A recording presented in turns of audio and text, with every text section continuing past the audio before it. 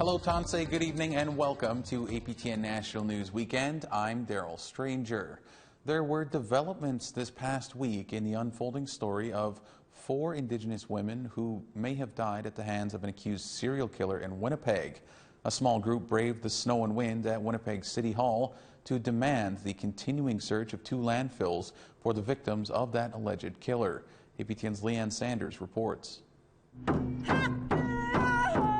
Protesters showed up with hand drums and voices raised, saying that they'll continue to blockade the Brady Road landfill until it is shut down.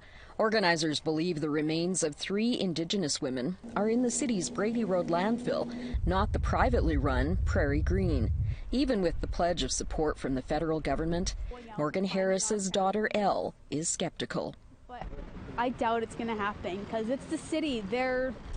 Obviously, they're white, we're native, and they don't give a shit about us. They don't.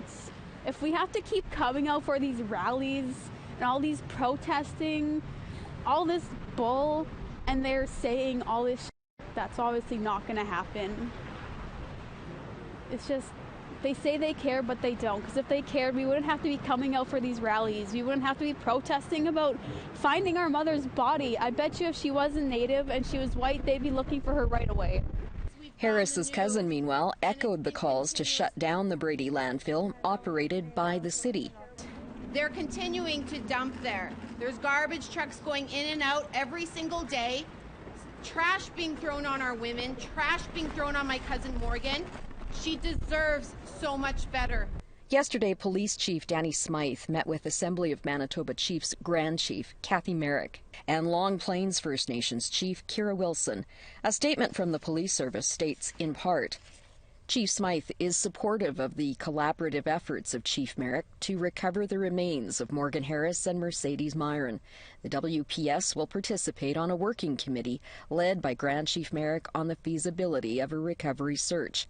This morning, Crown Indigenous Relations Minister Mark Miller reiterated the government's pledge to support the feasibility study, addressing reporters on Parliament Hill. We're glad to deploy the resources the federal government can, including financial resources, to help with what will be a feasibility study, and we'll set the stages for the next conversations that we'll have with the families foremost in the search for closure. In the meantime, the families of the victims and advocates like the Urban Warrior Alliance will continue blockades and protests at the landfills. Leanne Sanders, APTN National News, Winnipeg. Now, meanwhile, the parents of a Saskatoon Métis woman whose remains were found on the banks of the Saskatchewan River in September weighed in on the Winnipeg case. Here again is Leanne Sanders. Money and bringing somebody home shouldn't be in the same conversation when you're talking to family members. Debbie Gallagher is Megan Gallagher's stepmom. She and Megan's dad, Brian, have become prominent voices for missing and murdered Indigenous women and girls since Megan went missing from Saskatoon in 2020. Learning that the Winnipeg Police Board is leaving it up to members of the Indigenous community to advocate for a search for the remains of victims of alleged serial killer Jeremy Skibicki, Gallagher offered this. You cannot put a price on bringing a loved one home, and to make the families fight for that or try to raise money or beg people is just wrong. Yeah. You know, I'm glad we were never put into that position, but it's, you know, that's part of the investigation is bringing those people home. That's when that's only when the case will truly be closed. Indigenous advocates and family members of Rebecca Contois, Morgan Harris, and Mercedes Myron have been critical of the Winnipeg Police Service for ruling out a further search of an area landfill for remains. Last night, Police Board Chair Marcus Chambers said it should not be up to the board to decide what happens next. It is beyond the scope of, the police in terms of the resources that they have available. But at this point, the board is not the decision maker in terms of what those next steps should be. The Gallaghers see similarities to Megan's case in many other missing and murdered women and girls' cases. A retired educator, Brian Gallagher, feels education is a good place to start to ease the state of emergency around MMIWG-2S. And it's to stop breaking children.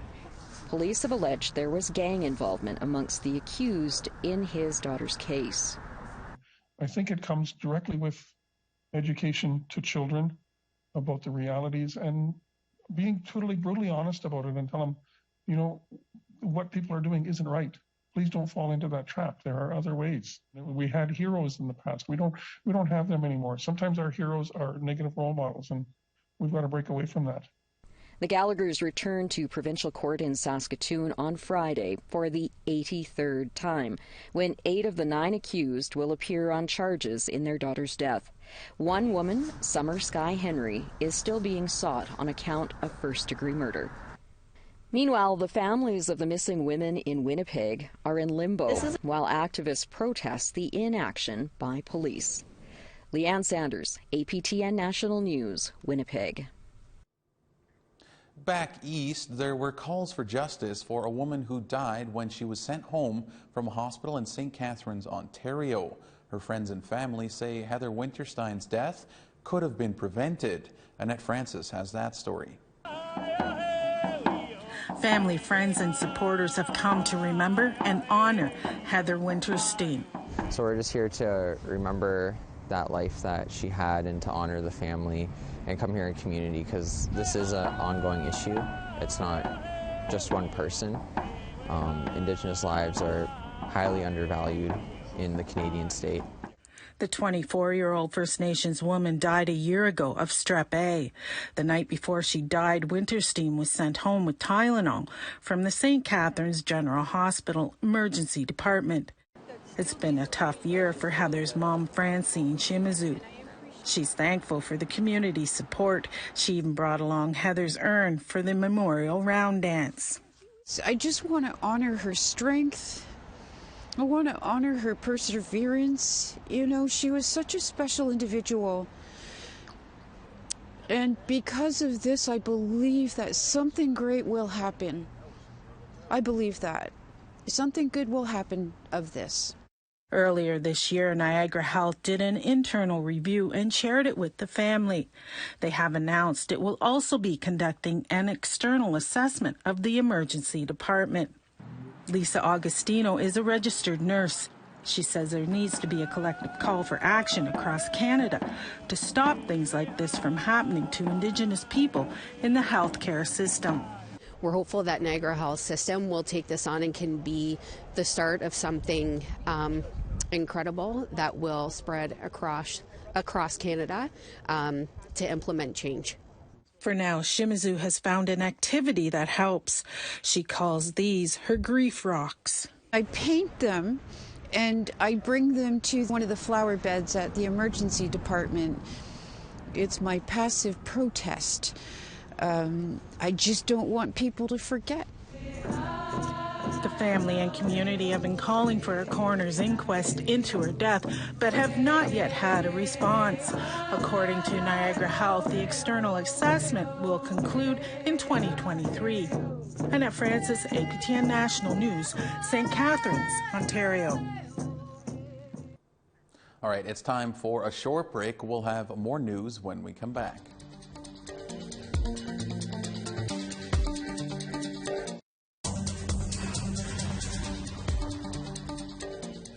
Welcome back. Nunavut was in the midst of rapid economic growth before the COVID-19 pandemic hit.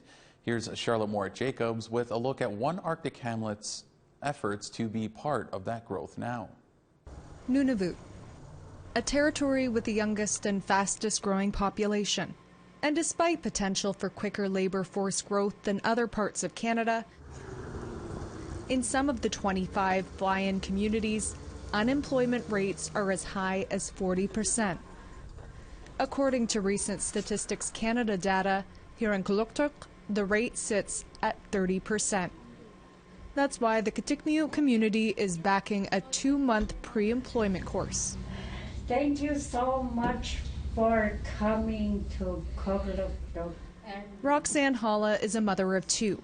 As a pre-employment participant, she's been job shadowing with the territorial government's Economic Development and Transportation Department. I had doubts. Yeah, I never had confidence in looking for a job because I didn't have a resume finished. And taking that, I learned to do a cover letter, a resume, and a resignation letter. Pre-employment instructor Ray Dix says the goal is to teach transferable skills and empower those who have spent some time out of the workforce.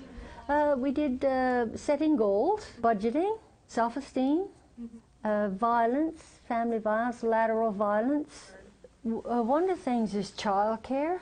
I mean, I think the birth rate in the north is so much higher, and you know, like I've got a participant that's got 6 children, single mom, and I mean, that in itself.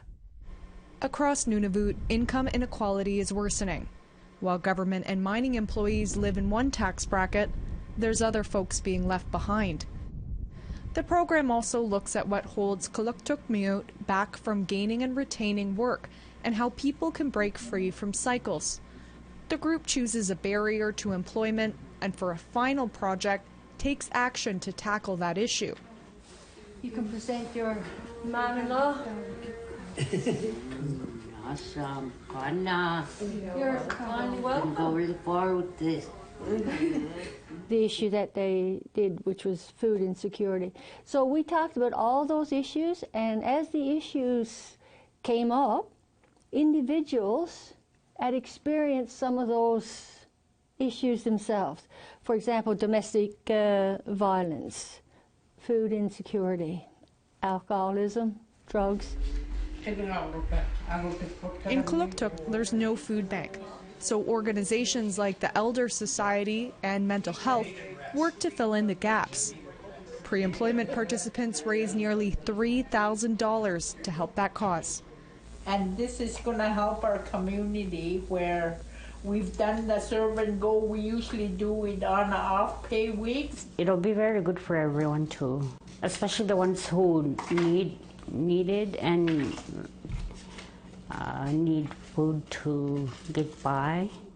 The course wraps up in mid-December with 4 graduates. And already, Hala has a job interview for a position as a student support assistant. I'm actually excited to look for a job. I have so much confidence in myself. Charlotte Mart Jacobs, APTN National News, Kaluktuk. The Wet'suwet'en and Gitxsan people were in a celebratory mood on the 25th anniversary of the Delgamuukw Supreme Court decision this week. But as our Lee Wilson tells us, they are still fighting to protect their land.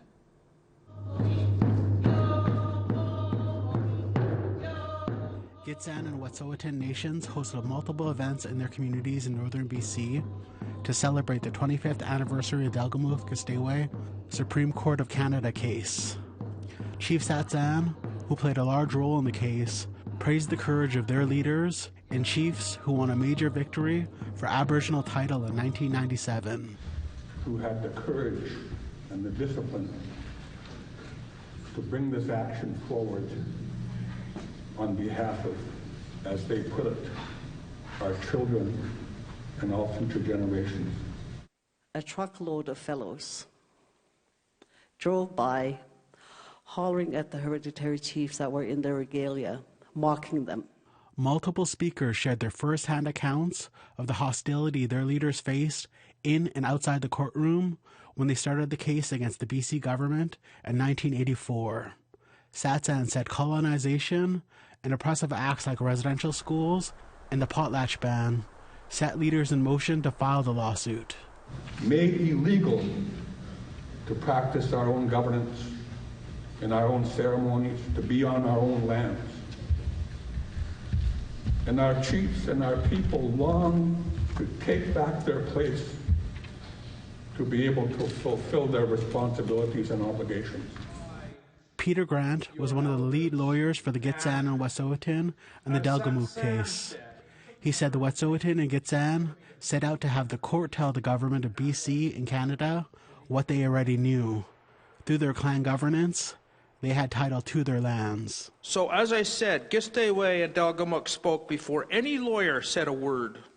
That's really important, because that was the control of the case, and no other Indigenous case had ever started that way before. No other Indigenous case was controlled by the people.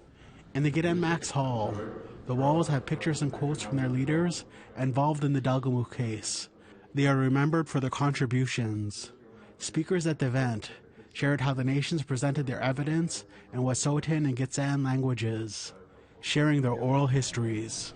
Multiple translators worked tirelessly to produce documents. Package for each of the lawyers.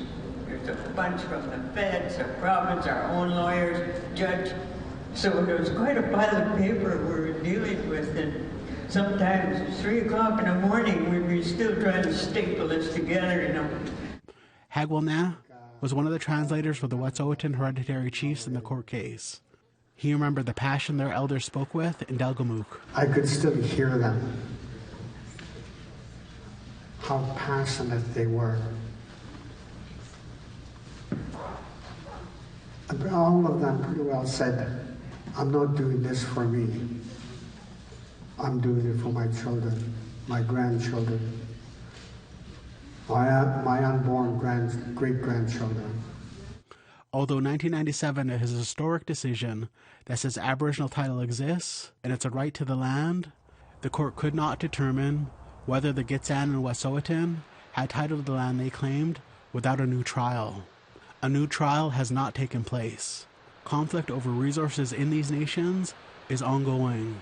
Neek, George Moldo, stated that reconciliation is not happening if the government is taking their resources without their consent. It takes two to reconcile, and that's not happening. They're taking millions and millions of dollars of our resources away from us as we speak.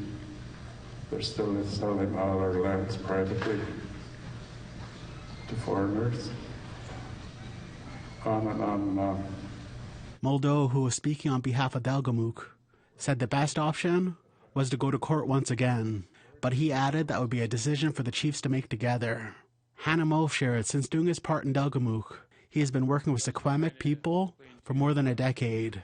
He encouraged everyone that they will need to work together to battle climate change and to finish the work the Delgamuuk case started. That the work that we started is not finished. That's the message from me today. You have to finish. You have to keep working on this type of information, because it tells us of where we came from, what we're doing today, and where we're going. Lee Wilson, APTN National News, Gittin Max. All right, it's time for one final break, but coming up, a First Nation in BC is cashing in on a very lucrative cash crop.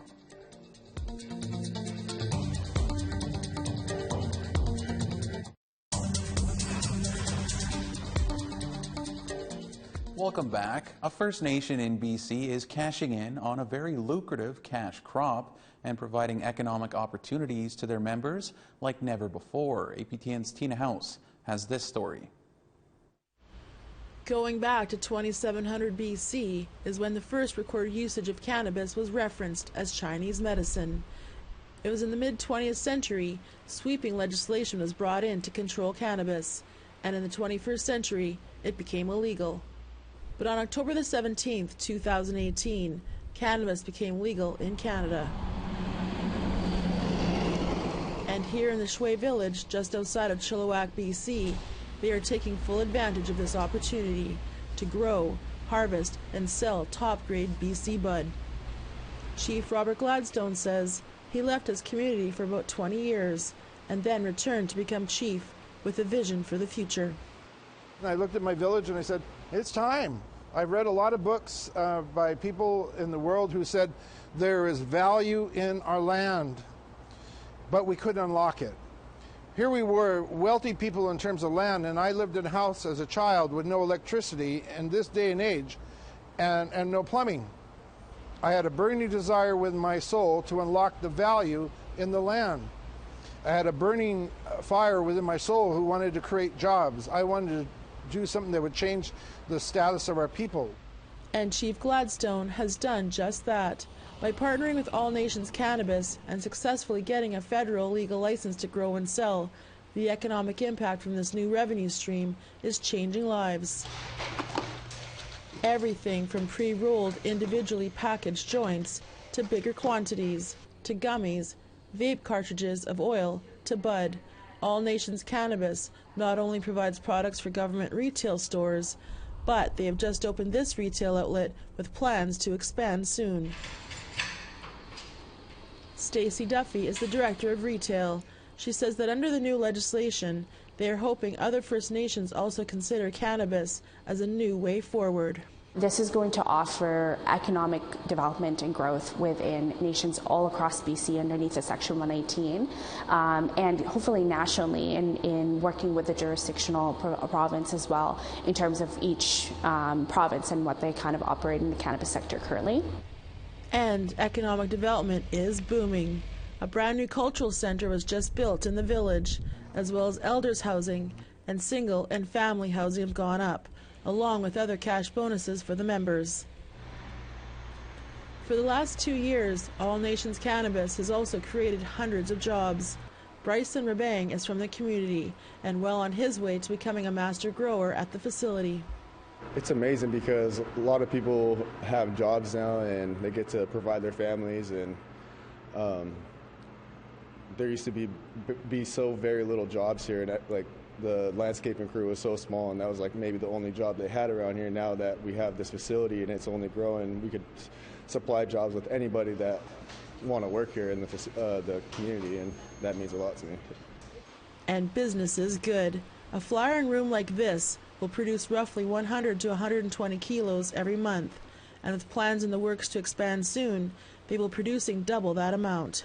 Some of our strains that we have in market right now are Stalo Haze, Mac Daddy, Modified Grapes, Peanut Butter Breath, and then we have about another 6 other strains that are coming into market. And we really work to try and develop our strain names. We're working to develop our strain names to be representative of what's important to us as Indigenous people.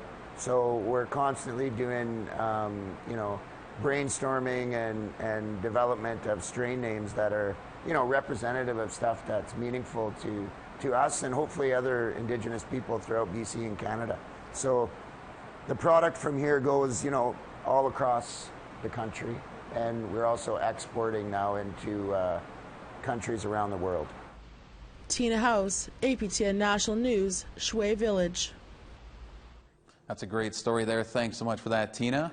That's all we have for you on this weekend edition of APTN National News. As always, if you missed any of our stories or you want to catch up, you can visit our website, aptnnews.ca. I'm Daryl Stranger. Thank you for joining us. Miigwech, and have a great weekend.